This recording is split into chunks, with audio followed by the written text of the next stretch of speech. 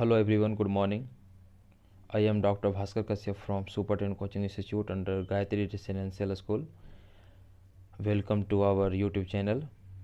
तो सबसे पहले तो मैं आज भाई जो बात करने जा रहा हूँ, आज हमें अच्छे से पता है कि आज एक इंटरमीडिएट के जितने भी विद्यार्थीगण हैं बिहार बोर्ड के, सबका आज केमिस्ट्री का एग्ज़ाम है।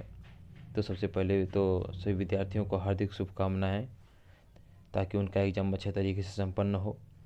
तो आज जैसे कि हमें पता है कि केमिस्ट्री का आज एग्ज़ाम है, तो मैं कुछ लॉन्ग आंसर क्वेश्चंस को आपके सामने लेके आया हूँ, जो कि आपके सामने प्रस्तुत है।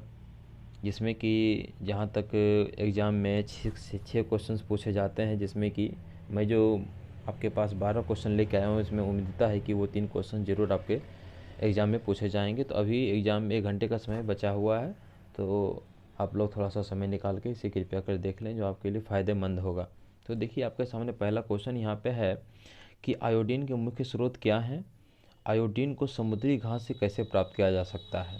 आयोडीन के मुख्य स्रोत क्या है? तो मुख्य स्रोत को पहले लिख देना है, और समुद्री घास से कैसे प्राप्त करने की जो प्रक्रिया होती है उसको बताना है आपको। ये क्वेश्चन जो है आपका 2019 में पूछा गया था। दूसरा क्वेश्चन है कि हिमांक के अवनमन से आप क्या समझते हैं? इसी को दूसरे तरीके से पूछा जा सकता है कि राउल्ट नियम हिमांक के अवनमन से आप क्या समझते हैं। तो राउल्ट नियम पूछे या ये दोनों बात एक ही है, तो इसको ये भी क्वेश्चन आपका 2019 में पूछा गया था।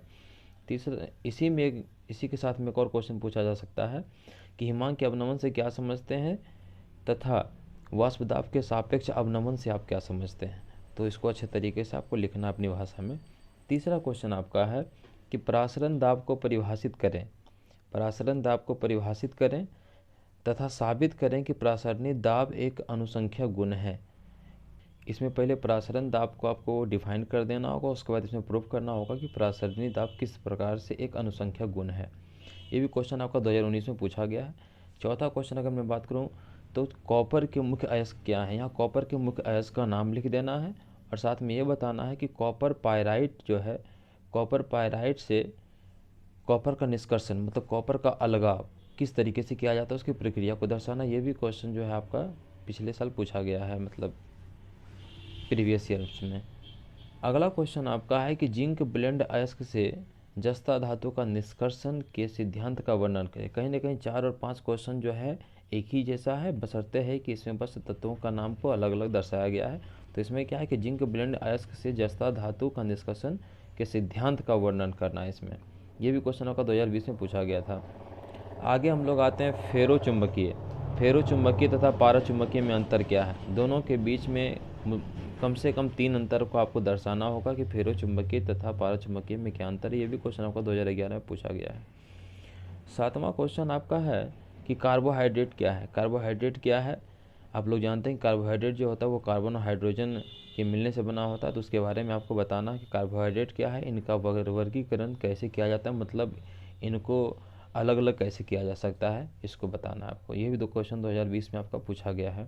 अगला क्वेश्चन आपका है कि संपर्क विधि द्वारा गंधकाम्ल उत्पादन के सिद्धांत के समीकरण के साथ उल्लेख करें। मतलब संपर्क विधि, देखिए ये क्वेश्चन दूसरे तरीके से पूछा जाता है, कभी कभी संपर्क के जगह पे इसको कांटेक्ट कर देता है। 2-3 बार ये क्वेश्चन पूछे गए जिसमें कहीं कहीं संपर्क भी किया गया है, कहीं कहीं संपर्क की जगह इंग्लिश वर्ड का यूज़ कर दिया कॉन्टैक्ट, जिससे कोई विद्यार्थी जो नहीं समझ पाते वो कन्फ्यूज़ कर जाते हैं। तो कन्फ्यूज नहीं करना है यहाँ पे, क्योंकि यहाँ जो होता है आपका चाहे संपर्क बोले या फिर कॉन्टैक्ट बोले, बात जो है सो एक ही है। इसलिए यहाँ पर क्या है कि संपर्क विधि द्वारा गंधकाम्ल उत्पादन के सिद्धांत को समीकरण के साथ उल्लेख करें, इसमें उल्लेख करना। ये भी क्वेश्चन आपका 2009 में पूछा गया है। आगे का जो है कि 9 नंबर क्वेश्चन में कि क्वथनांक के उन्नयन से आप क्या समझते हैं? क्वथनांक के उन्नयन को डिफाइन करना। यहाँ पे क्वथनांक के उन्नयन से आप क्या समझते हैं। इसमें एक और है कि क्वथनांक के उन्नयन तथा घुल्य अनुभार के बीच में संबंध स्थापित करना है। तो पहले यहाँ क्या करना है आपको, क्वथनांक अगर क्वेश्चन ये आ जाए तो क्वथनांक के उन्नयन को डिफाइन कर देना है। उसके बाद एक समीकरण बस 10 सूत्र दर्शा देना है, जिसमें कि क्वथनांक के उन्नयन और घुल्य अनुभार के बीच में रिलेशन हो। बस ये इसका आंसर यहीं कंप्लीट हो जाएगा। ये क्वेश्चन भी 2021 में आपको पूछा गया था। आगे है कि लोहे के 2 मुख्य अयस्कों के नाम लिखें। लोहे के जो 2 मुख्य अयस्क होते हैं उनके नामों को आपको दर्शाना है। इसे प्राप्त करने की विधि को लिखें। इसमें प्रक्रिया को आपको बताना होगा कि किस प्रक्रिया के माध्यम से हम इसे प्राप्त करते हैं। अगला क्वेश्चन आपका क्या है कि एल्यूमिनियम के मुख्य अयस्कों के नाम दें। 10 और 11 क्वेश्चन भी कहीं ना कहीं एक जैसा ही है, बशर्ते है कि तत्व के नाम अलग है। वहाँ लोहा है तो यहाँ एल्यूमिनियम है। तो यहाँ है कि एल्यूमिनियम के मुख्य अयस्कों के नाम दें।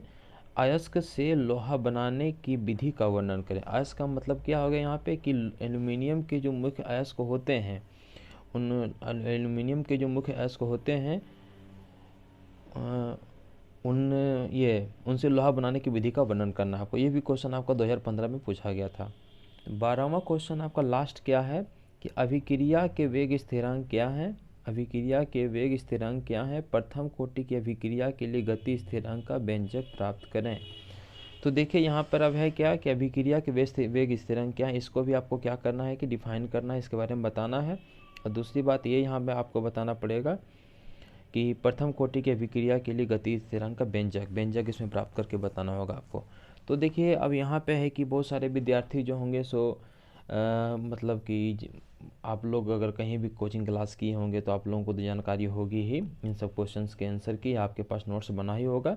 लेकिन अगर मान लीजिए कि किन्हीं को कोई प्रॉब्लम होती है आंसर में, तो मैं क्या करता हूँ डिस्क्रिप्शन बॉक्स में आंसर को डाल देता हूँ, उसका लिंक को आप लिंक के माध्यम से उसका PDF डाउनलोड करके आंसर कर सकते हैं। अभी आपके पास 1 घंटे का समय है तो आप चाहें तो इसको कर सकते हैं। तो जितना जल्दी हो सके इसको एक बार देख लीजिए। आप लोगों को आपके एग्ज़ाम के लिए हार्दिक बधाइयाँ, आनंद, शुभकामनाएँ। आप लोग अच्छे तरीके से और कोशिश कीजिए कि अपनी भाषा में आंसर देने का, ठीक है। तो इससे हुआ क्या, जो एग्जामिनर होता है वो अच्छे तरीके से अंक देते हैं जब अपनी भाषा में अगर किसी भी आंसर को आप लिखते हैं तो वो ज़्यादा बेटर होता है। धन्यवाद।